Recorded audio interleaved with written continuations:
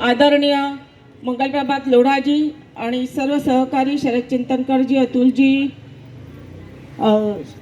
संदीप घुगेजी, सनी सानपजी, नरवणकरजी आणि सर्व समस्त नागरिक बंधू भगिनींनो, खरं तर 150 वर्ष पूर्ण झालेली आहेत आणि ह्या गीताला खूप पूर्व इतिहास आहे की ज्या वेळेला हे 1875 मध्ये लिहिलं गेलं आणि त्यावेळेला जेव्हा देश पारतंत्र्यात होता तेव्हा लोकांनी राष्ट्रप्रेमासाठी हे ठिकठिकाणी गायलं आणि त्याची इतकी दहशत इंग्रजांनी घेतली की त्या दहशतीमुळे त्यांनी तिथल्या वंदे मातरम गीत गाणाऱ्या लोकांना तुरुंगात टाकलं.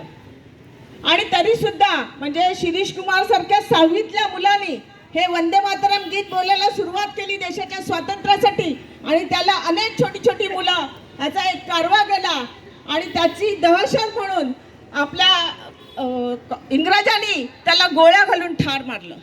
तर असा इतिहास असलेलं हे वंदे मातरम गीत की ज्यांनी आपल्या स्वातंत्र्याचा इतिहास उज्ज्वल केलेला आहे, अशा या वंदे मातरम गीताला विरोध करणारे आपल्या इथे लोक आहेत आणि म्हणूनच अशा या लोकांचा धिक्कार आपण केला पाहिजे.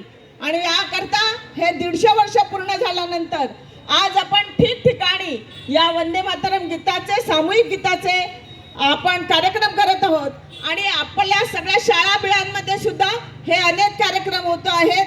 आपली सगळ्यांना विनंती आहे की वंदे मातरम गीत म्हणे हे आमचा हक्क आहे आणि इस देश में रहना है तो वंदे मातरम होगा. धन्यवाद.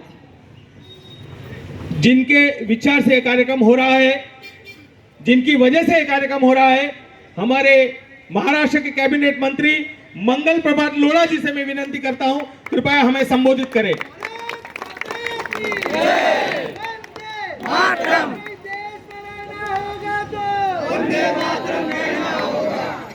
धन्यवाद संदीप घुगे जी.